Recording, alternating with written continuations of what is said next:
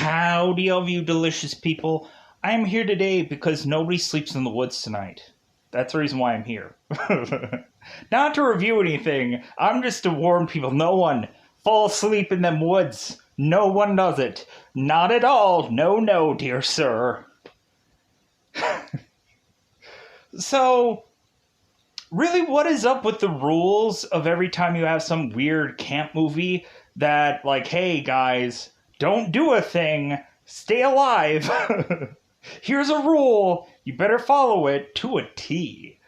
Because I had watched a movie called Don't F in the Woods, and that movie is actually a little bit more exciting than this one is, in all honesty.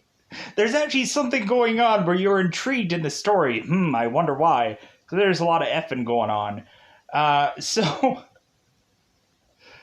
nobody sleeps in the woods tonight. What is this thing about? How did I feel about it? So, in all honesty, this movie is slathered in generic.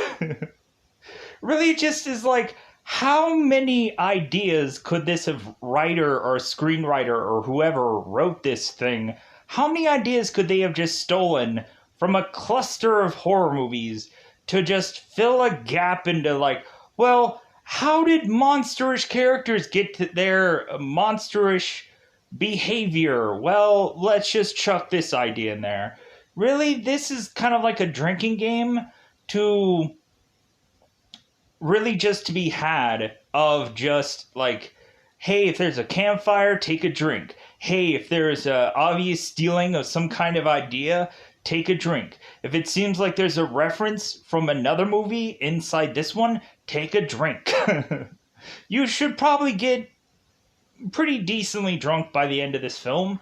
If anybody is to have a backstory, take a drink, and so on and so forth. Make your own rules if no one is to sleep in the woods tonight.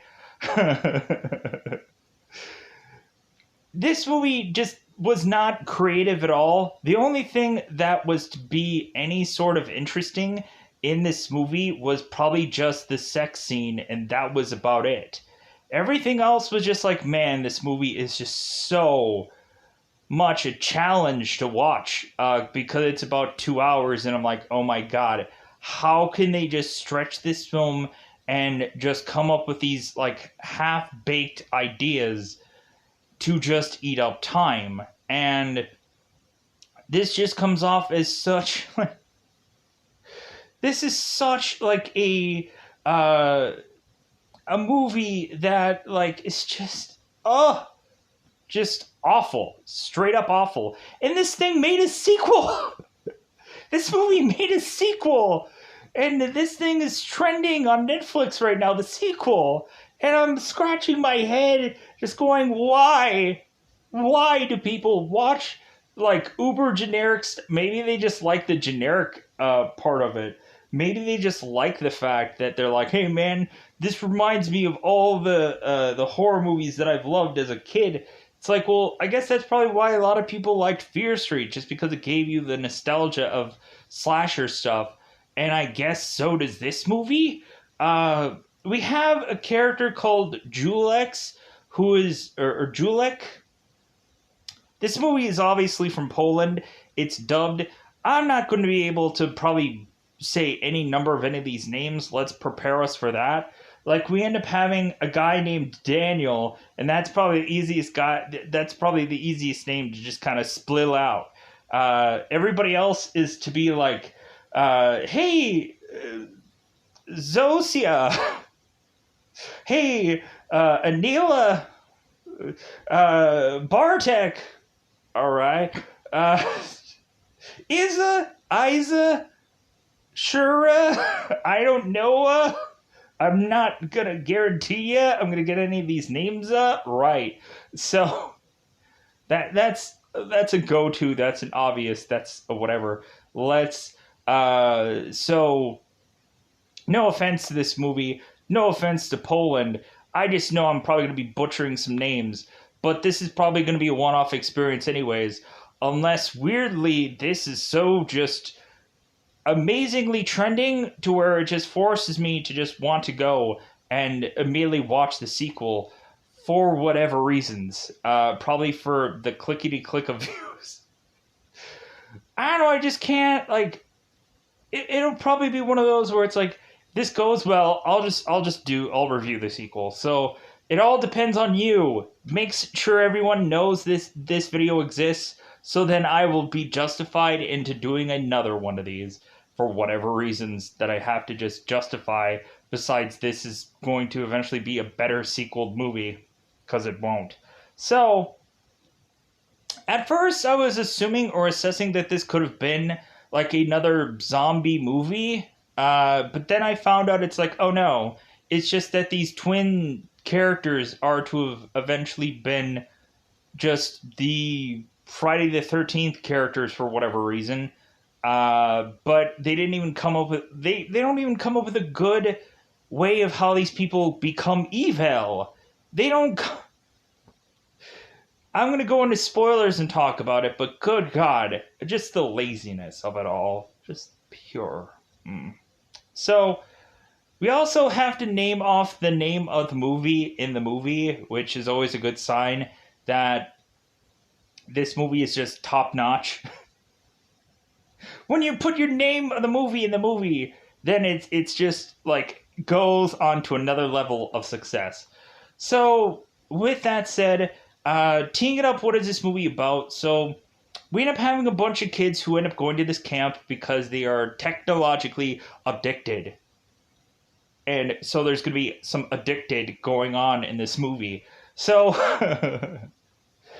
all these people are to go off to this camp, and so we really just have these camp counselors really dealing with these kids' addiction by doing a lick of nothing. We end up having this pastor who is to just kind of do his whole rigmarole of trying to, like, exorcise the kids from their technological addiction and then exercise their technological devices. The power of Wi-Fi compels you! The power of Wi-Fi compels you! That's a horrible joke, but I had to do it. So,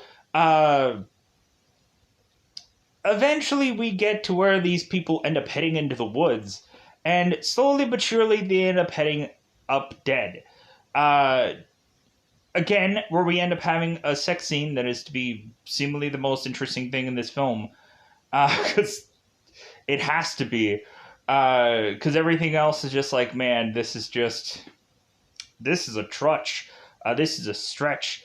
So, we end up weirdly having our main character, who is to, as we can see here, right, evidence here, we have this girl who is weirdly to consistently put this seemingly bandana upon her wrist for whatever reason, probably saying that she is to be a person that ends up probably cutting herself, probably, but we really don't get to that part in this movie.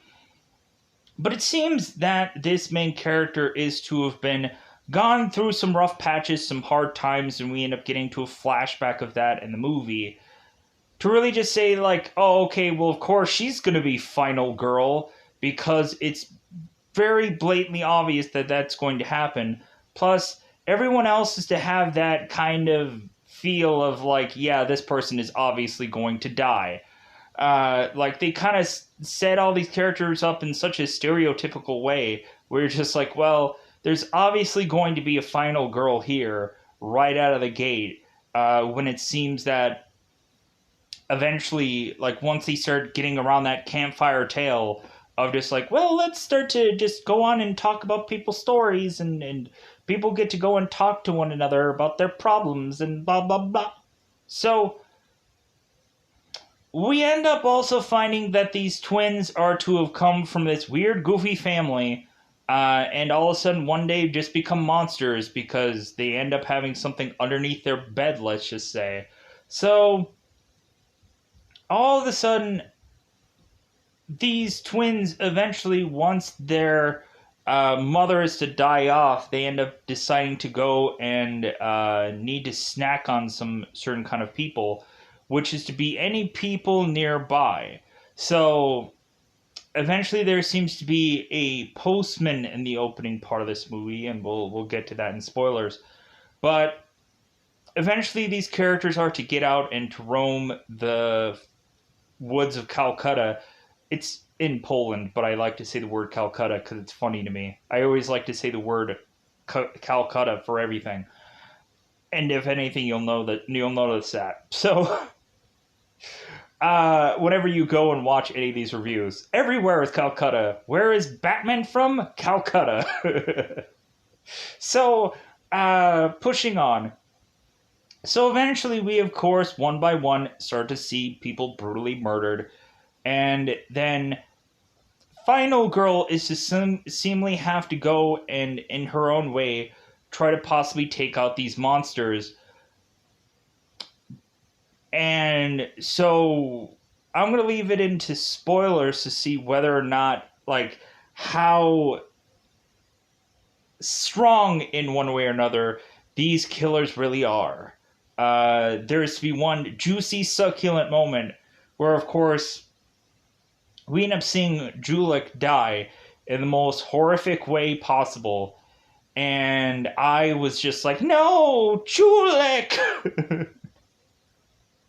He was the only interesting character in this movie, because him and his 6 rules and him going and giving us quotes from movies that basically don't exactly fit certain kind of scenarios, but F it all anyways.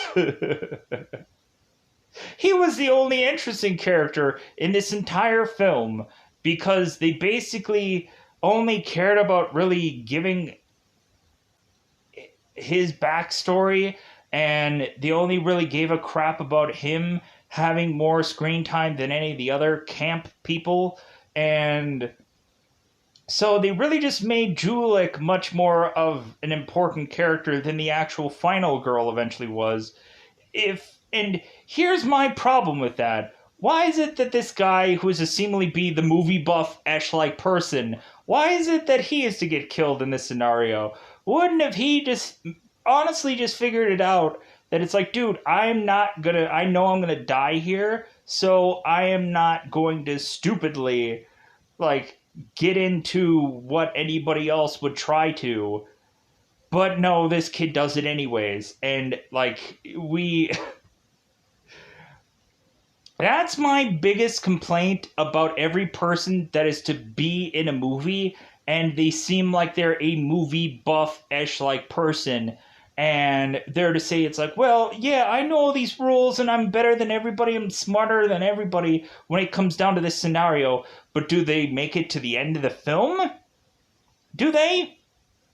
No, they never do. Well, technically, we did have the James Kennedy, or the Kennedy guy from the first Scream movie, at least make it from the second movie. The guy who ends up playing the guy whose, like, motives are incidental, and that eventually he is to be like the figuring out of a lot of stuff when it comes down to the first movie, and that eventually he ends up, like, giving Sydney that videotape, helping her figure out, like, the rules of these sequels or franchises or whatever, to kind of give her a leg up. Yeah. Anyways, so let's just go into that double 5 time territory. I've talked for far too long about this movie. Let's go into spoiler time. Spoiler time, it's about that time we get to spoil this movie. I'm honestly just going to try as much as humanly possible to just rush through the spoilers of this. Like, this movie was awful. Check it out on Netflix. You can just also just say, like, man, super generic. Or you can just say, no, I thoroughly love this movie. It is in my heart forever. It is my top 5 horror film things that I've ever watched. And I would just be like, okay, sure. Like, why? Why would anybody love this movie much more so than anything else? Unless they actually wrote the thing, then I can understand that. But still, whoever wrote this movie, you catch a check. You got a big fat bankroll from whatever this was. And good for you, I guess. But, like, you stole a lot of too. You obviously just stole a bunch of stuff. But when it comes down to a Netflix movie, that's basically their go-to thing of like, how many people can we find that just rips and tears from any other thing and just takes a whole theme and makes a movie out about it? Netflix. So let's go into it. So spoiler time, yeah. Let's just get into spoilers. So very beginning of the film, we have a postman who is to hear this grumbling, the sounds of someone being hurt or murdered or whatever. And so we have a postman who decides to go down in this kind of basement part of this house, because you would have thought he would have just called the cops and just would have waited for them to arrive and then just be like, well, like, well, I heard sounds, so I just decided, like, hey, let's just call the cops instead of having me personally go down there, because that is a stupid move. So the postman ends up sliding down there, because eventually, like, he is to just be sliding into his DMs. So the postman ends up trying to grab the hand of whoever this is, but he's having problems, and then eventually this postman ends up just getting dragged under this basement anyways, to just get consumed awfully, horrifically, by these monstrous characters that are to look so disgustingly gross that they end up having like boils all over their bodies and like riddled with just nastiness. Yes. But they also have like overalls, and they're just the most stereotypical hillbillied ash-like murderers. Just the most like stereotypical. Like they like ripped so much off of like Jason Voorhees, it's like ridiculous.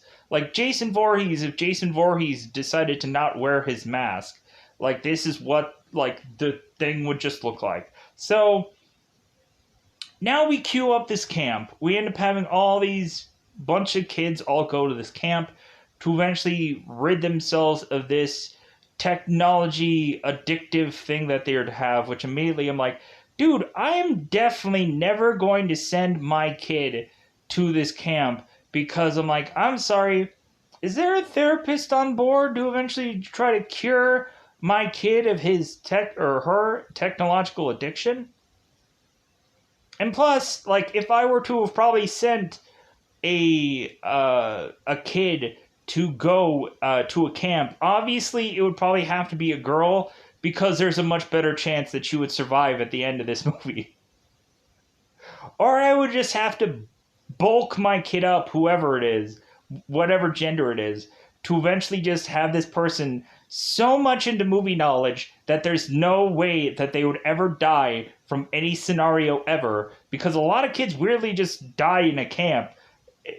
Hence why there's like 50 different Friday the 13th movies, and so on and so forth. So no matter how much my kid would probably want to go to a summer camp, I'm like, I don't know, you might end up dead. Sadly, and I don't want that to happen, because I'm a good parent, maybe. Anyways, so we have these kids, and the only way to rid them of their technological addiction is to just take their devices away from them. Oh no! Like, that's gonna cure them immediately. They're just gonna be like, oh my god, like, I'm never gonna pick up my phone and tablet and whatever again. Even in case of emergencies, I'm just gonna completely just be like, you know what? Life is short. So we end up having this counselor that is to take all these devices, and it seems like they should probably just pat these kids down, because one guy is to try to sneak a tablet in there, and so someone, of course, is to spot that. So eventually we end up having all these kids who are to get these little buttons to go into these certain, like, numbered groups, and I'm like, well, that's kind of a waste. So we have these huge amount of people all going to this camp, but we only focus on one group. So, like you couldn't have had the killers, like, go and quickly kill a bunch of these other characters. We just focus way too much on this group. What was the point of numbering these people off and separating them so that way only this certain number of people would die, and then everybody else would, I guess, live? Whatever. So, but there's also something goofy going on with this preacher, because eventually this preacher is to eventually take one of these kids and to kind of like single him out, and like this preacher is eventually take this one kid and just like, hey, I knew you from last year, and like, and I wanted you to come here because I know that you're going to get eaten by these monstrous beings, and I think that you probably deserve to, and whatever. That's weird. Anyways, so this one group of four, because they're called number four group, they end up going off with this one girl who is to go and just kind of gather them around this campfire to tell all these kids about their secrets or their whatevers, their backstories. And because this girl, evidently, if this person doesn't want to say what their backstory is, then eventually she's to have this record and just like, well, I'm going to blab everything about you, so hopefully you're just going to go on and tell everybody like who you are anyways. So supposedly Julik is to be the only real person who's to kind of like say anything to the whole entire group as if they really and truly care. We end up having Daniel, who I guess is to shave his legs because evidently he's a runner, cross-country runner or something. The shirtless guy that ends up being in group 4. But then eventually he finds a shirt, but then eventually he has to go and find a girl that is going to take his shirt off again and have them go at it. Because this girl has nothing better to do because she now doesn't have technology, so she needs to sleep with the guy. So, because these people have nothing better to do. So, but anyways, back to Julik. So, Julik is to mention that he is to be the number 2 gamer in Poland, which I'm like, well, you can't probably Google this guy up because you probably won't find him. Like, he is to just mention how he has a big, massive YouTube channel, and we end up having Daniel, who's like, hey, man, like, how many subscribers do you have? And he's like, 900,300, and like, and so the guy's like, oh, well, how big is your channel, Daniel? And he's like, oh, about the same. Mine too, Daniel. High five. You liar.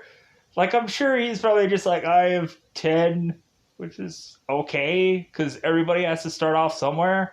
Like, it's not easy being green. So, hey, like, everybody has to start out somewhere. Definitely go and subscribe if you otherwise haven't, because do whatever you want. Anyways, I probably don't deserve it. So, going on. So eventually, Julik is to just kind of tell us this story about himself, and that eventually, like, his parents kind of like told him to come here because of his addiction of being a massive YouTube channel that is going to consistently crank out the dollars and cents, and this kid should just be a millionaire probably at this point. But like, his parents are just like, oh no, we want you to go to this camp because like you're just spending way too much time on technological things. Dude, this guy's making bank. This guy is making hand over fist, and people are just loving his content. And you're just gonna say, oh, how about you go to this camp for a summer and lose all that that work that you've just made, lose all that progress. What are you even thinking about, kid? Lose all them subscribers, lose everything. Well, I guess it doesn't matter if he's probably like the celebrity of Poland, I guess, in his own right, because yeah. So really, eventually, so the camp counselor, or the counselor that they're with, is just like, okay, well, since we knew enough about Julik to really just be like, okay, we can get this consensus of this kid, let's go and let's talk to Zosia, the final girl in this movie. But once this girl starts cranking out the record or the paperwork on this girl, she's to just be like, well, maybe not today. Maybe whenever this girl wants, like, she can tell us her backstory, because her backstory is just brutal.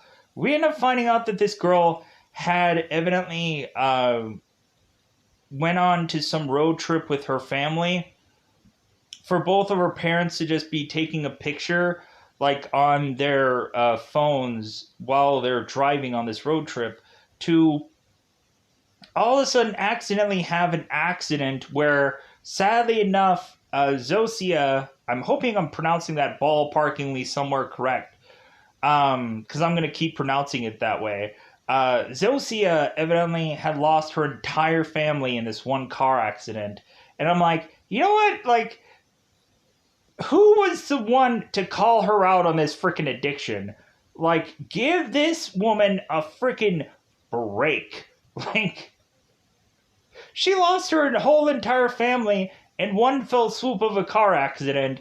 So if this girl has some kind of addiction of some kind, like, as long as it's seemingly like a, like, at least it's not, if it's not hurting anybody else, then freaking have her addicted like a mother. Like, really, like,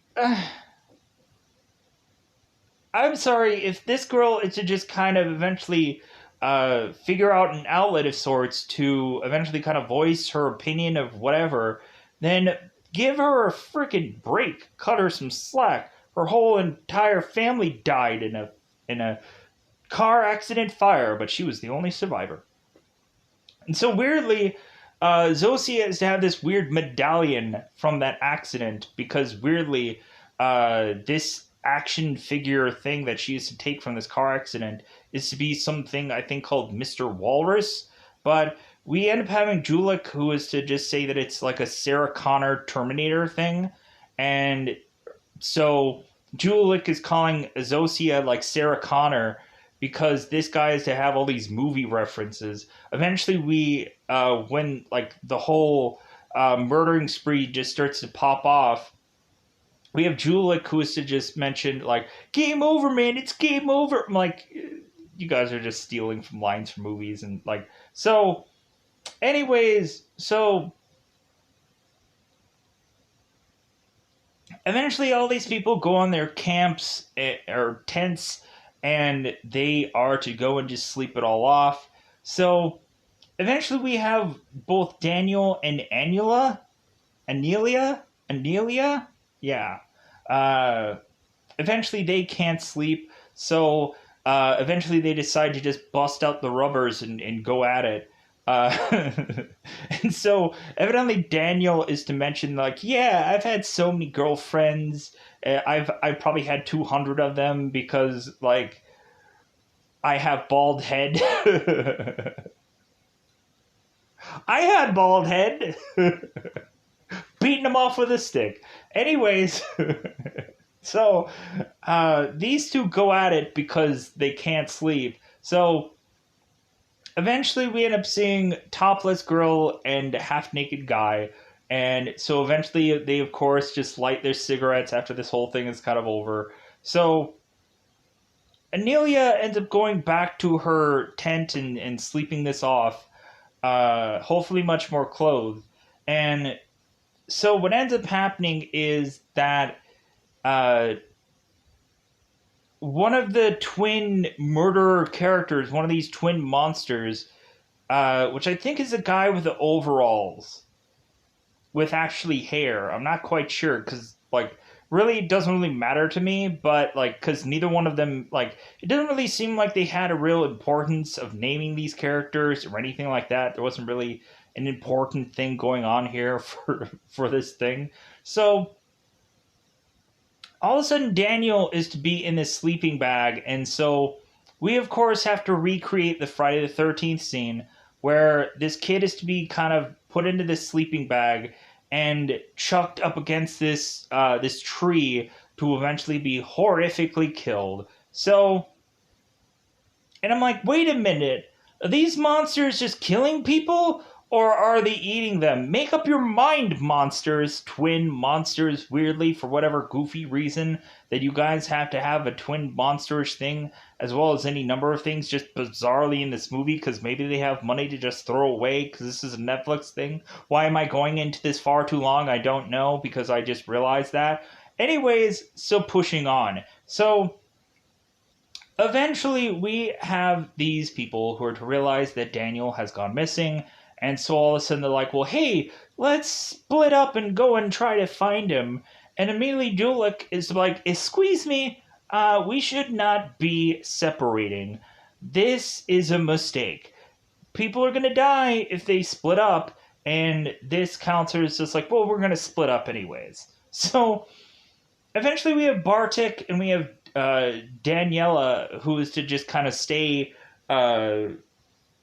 back. And I'm like, I'm sorry, if I were to have known that Daniel was mixing up with this girl last night and he wound up dead, if I was Bartek, I would be like, dude, I'm not going to be, like, being anywhere close to this woman. Because she was the last one to see this guy alive. So, but he stays with her anyways. And so, we end up having Bartek who's talking to Daniel, and I'm thinking that they're going to get busy also. Like, I was like, what is this girl just throwing it away? But we end up finding out that Bartek is actually gay, and that supposedly, I guess, his family was to kind of like reject that he is to have been gay. And so there is to be this one thing where he mentions where he is to have supposedly grabbed this one guy's butt, like right in front of his dad. And so I guess like Bartek had to come up with this kind of weird thought process of his dad to maybe think that his dad thought that this butt grabbing was to be some kind of weird football like appreciation touch, like as if like they both like scored the winning pass of some game weirdly. Okay, so I guess Bartek's family just rejected the fact that this guy was to be gay, I guess, or maybe to want to eventually try and change him, I guess. I don't know. It's whatever this is. I don't like that kind of garbage. I really wish that they would just have had, like, hey, this guy's gay and everything's fine. And, like, but it just seems like he's just too addicted to whatever thing. Like, anyways. So, but eventually, all of a sudden, what ends up happening is Anuleta gets, like, this metal rod through her face, and then, like, the metal rod is coming out through her mouth.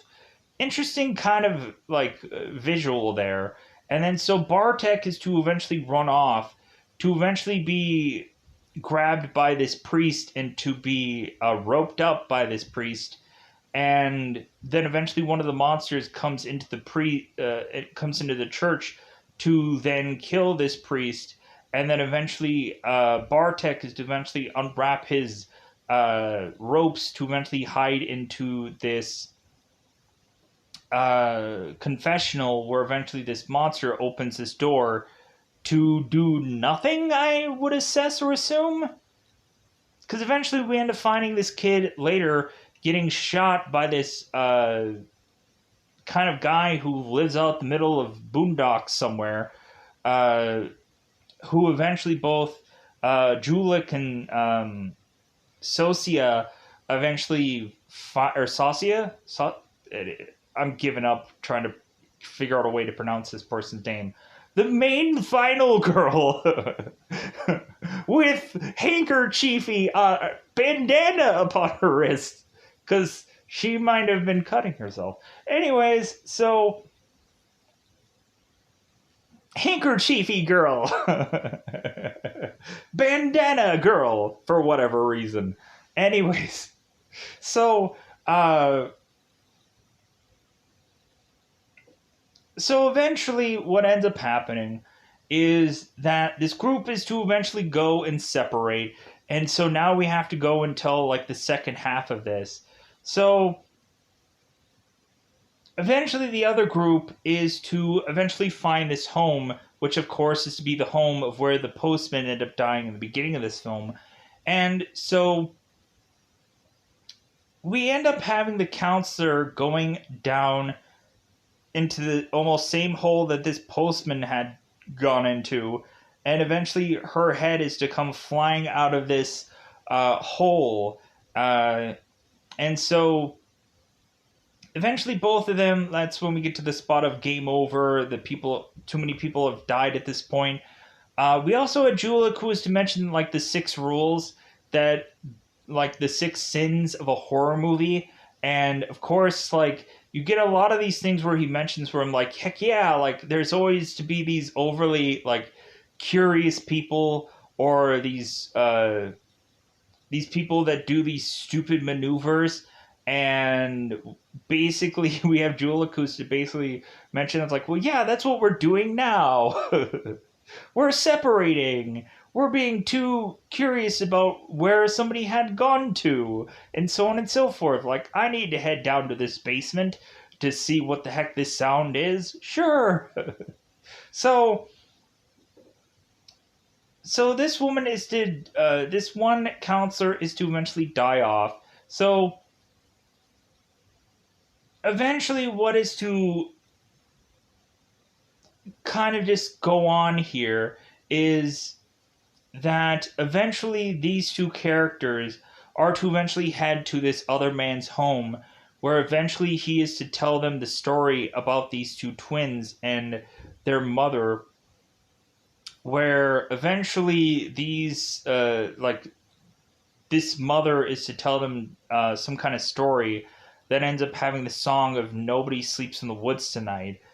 And so these 2 twin boys were to have eventually, while they were playing, eventually found this meteor in this brush of woods that they were to be in.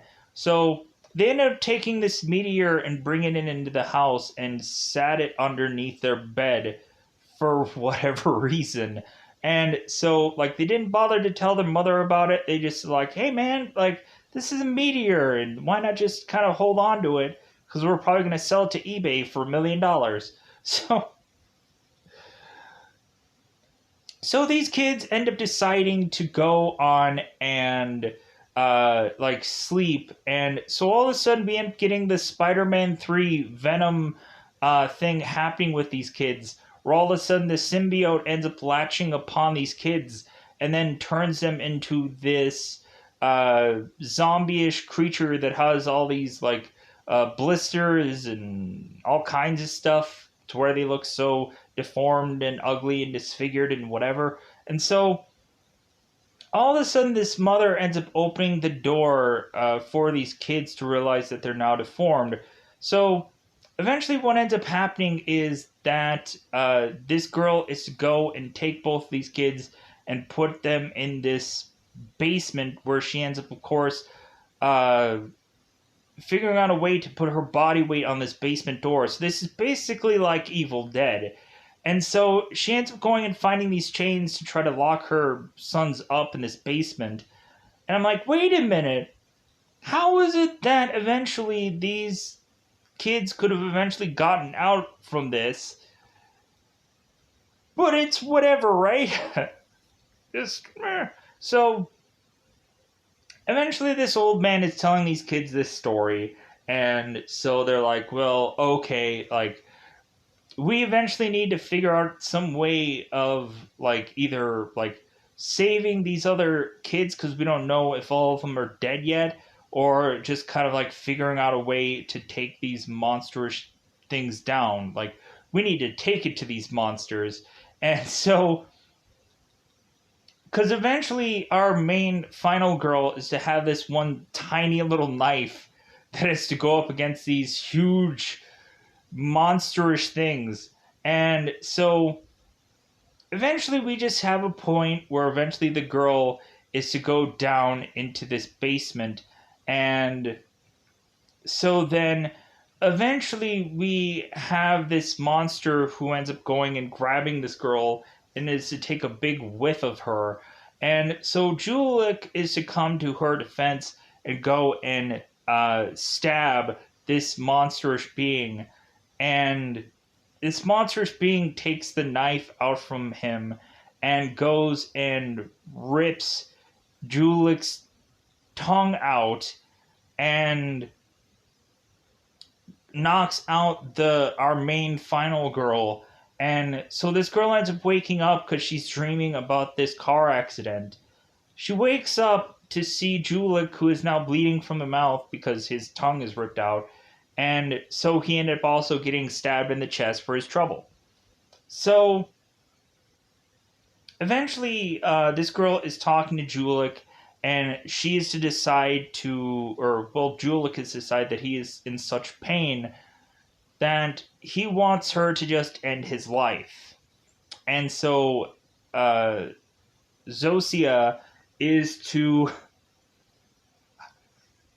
eventually take this knife, and you would think she would pull the knife out and put it into a much more reasonable place for this person to die quicker, like the heart, or maybe in the side of the head, like a zombie way of doing things, like a more merciful death. But no, this girl goes, and where the guy is to already be stabbed anyways, she just goes ahead and decides to just twist the knife to where I'm like, dude, you're still like, this guy is gonna have still a painful death. What the fuck? Like, come on. So,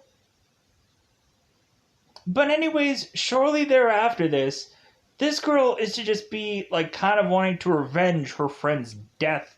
And so she ends up going into this home and is to find both of these monstrous characters going to sleep.